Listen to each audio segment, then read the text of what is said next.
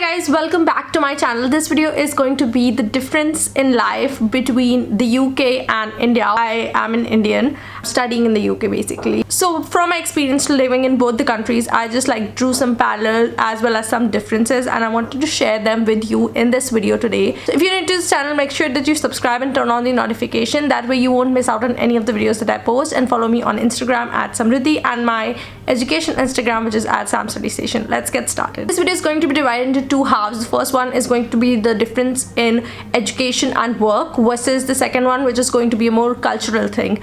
So moving on to the first bit, which is the education bit, I'm going to talk about how education in India differs with the education which is taught in the UK. The education system in the UK for undergraduate and postgraduate studies generally tends to be a lot more specialized and shorter when compared to India. For example, the undergraduate degree in the UK will be 3 years, whereas in India it can be either 3 years or 4 years depending on the course that you're doing, as well as the degree that you do in the UK is much more specialized than the ones that you do in India. For example, if you're doing in India, you're generally doing Bachelor of Commerce, which is BCom, versus in the UK it'll be specialized on certain subjects like a major and a minor. And also the postgraduate studies in India is 2 years long, whereas in the UK most of the programs are just a year long. So my program personally, which I'm studying at the London School of Economics, is Media and Communication, which is a 1-year degree. Difference number 2 is the teaching methods in the UK versus in India.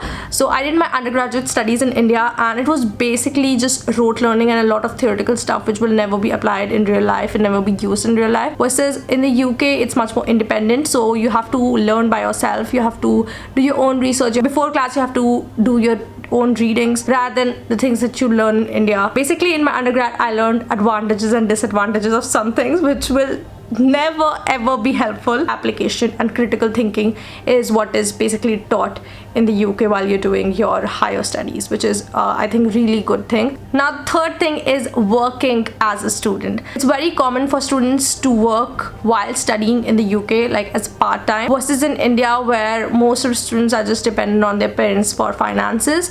So that's something I really like. If you're studying in the UK, if you're doing part-time work, it could be anything, you get some extra cash, so you're not dependent on your parents, which I really like. Well, if you're an Indian student studying abroad, then I have a quick way for you to make money. You just have to review your current university on College Dunia, and you'll earn $10 for your own review plus $3 per friend that you refer to review the university. And there's no cap on how many friends you can refer. So you can refer 10 friends if you want, you can refer 15 friends or even 50 friends, how many as you want. Now why your reviews are so important is that it will make prospective students in future university make informed decisions while they're selecting their university and the program. So this is something which I highly recommend you to do. All the details about this will be in the description box below. Make sure that you go and check it out. Fourth one is the assessment. Now the UK assessment system is very different to the assessment system in India. The UK has this continuous evaluation which goes on, especially for your master's degree as well as undergrad, I'd say too, versus in India where you just have to take a final exam and you'll pass all of your subjects. Personally, for my subject, Media and Communications, we have a graded final essay,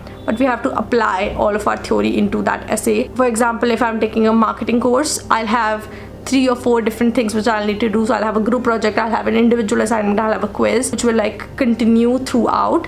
Difference number 5 is obviously the international student bodies.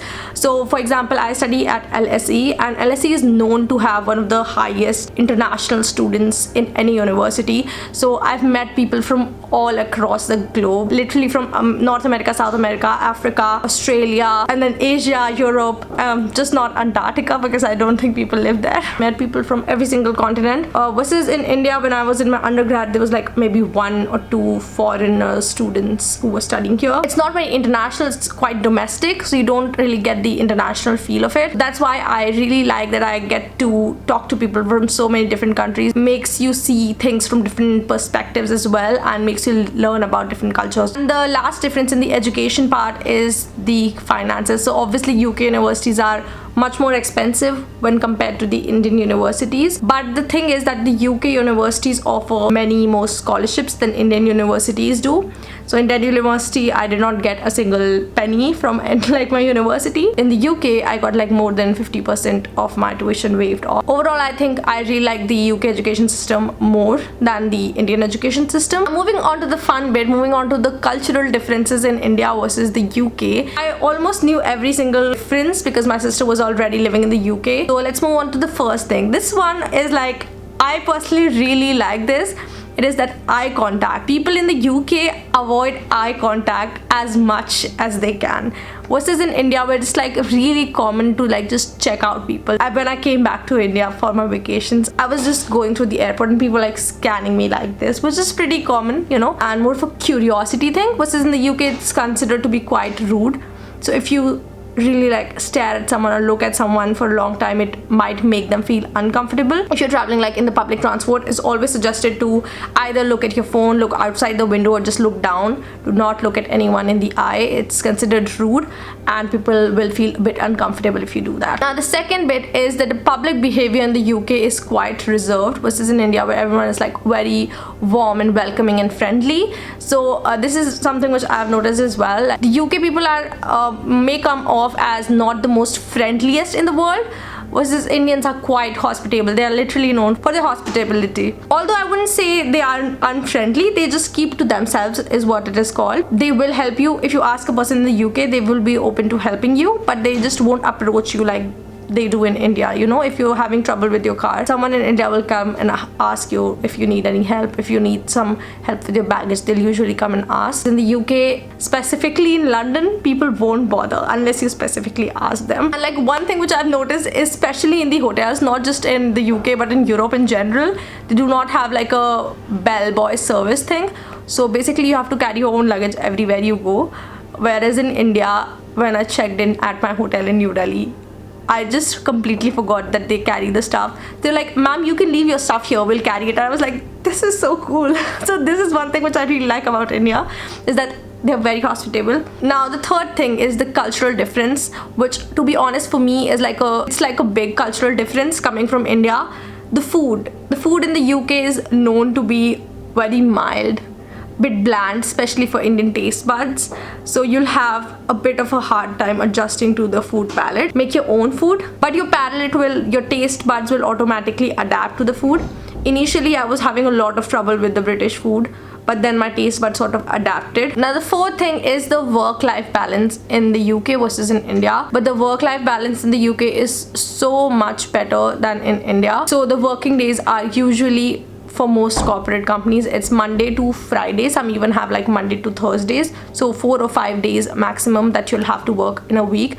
And it's generally from like 9 to 5:30 or like 9:30 to 5:30 or something like that, 9 to 5 typically. People are not supposed to contact you outside of your work hours, and you have no obligation whatsoever to reply to them outside of your work hour. They can't call you on the weekends. That's considered really unprofessional. Versus in India, where your boss will be like calling you at the on the weekends, asking you that working hard is super important if you want to build your career. This is like one thing which I really hate about the Indian corporate life. Bigger companies are not like that obviously, but most companies in India are like that. I've heard horror stories from my friends. And the cultural difference is that you don't actually like call people, you know, uncle, aunties, or sir and madam. To like call my professor, I'll just use their first names. Suppose if my professor is called Harry Kane, I'll just go by this example. I don't know why. So I'll just call him Harry, or I can just call him Professor. But at a workplace, you just address your manager or your colleagues by their first name. If you're like outside, you just use like Mr., mate, something like that. People usually don't use the word sir, but if you want, you can use it. It's not really considered like very out of the way. They use Mr. and Miss. Don't forget to subscribe to my channel and turn on the notification bell, and follow me on Instagram as well as my educational Instagram, Samraddhi Station. See you guys in the next video now. Bye.